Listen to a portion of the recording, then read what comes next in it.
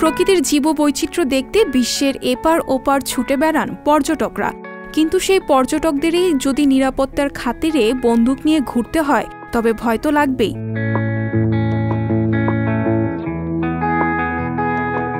তবে কি সেই শহরে পুলিশ নেই, নিরাপত্তা নেই? এত অনিরাপদ শহরে পর্যটকরাই বা কেন যান? জানেন কি কোন সেই শহর? হ্যাঁ দর্শক, সেই শহরের নাম ইতালি। নিশ্চয়ই অবাক হচ্ছেন।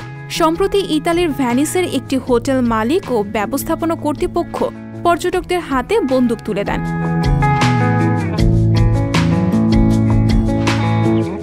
আসলে এটি জলবন্দুক। এই বন্দুকে কমলা রঙের পানি ব্যবহার করা হয়। গাংচিলদের ঠেকাতে এই বন্দুক হাতে তুলে নিয়েছেন পর্যটকরা। হোটেল মালিক ও ব্যবস্থাপনা কর্তৃপক্ষ জানান, পাখির জ্বালা থেকে বাঁচতেই এই সিদ্ধান্ত।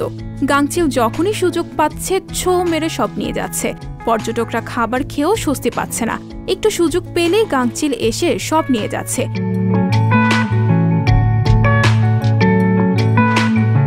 এই পাখিদের ঠেকাতেই জলবন্দুক রাখা হয়েছে।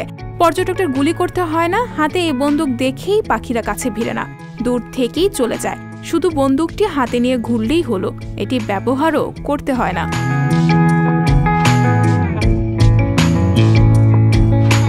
কর্তৃপক্ষ আরও জানান, এই জলবন্দুক কোনো পাখির প্রাণহানির জন্য দায়ী হবে না।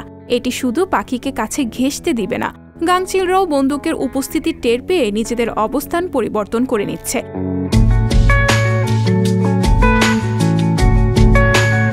পর্যটকদের নির্বিঘ্নে ঘুরে বেড়ানোর সুবিধার্থেই সম্প্রতি এক বৈঠকে এই সিদ্ধান্ত নেওয়া হয়েছে বলে জানিয়েছে হোটেল কর্তৃপক্ষ।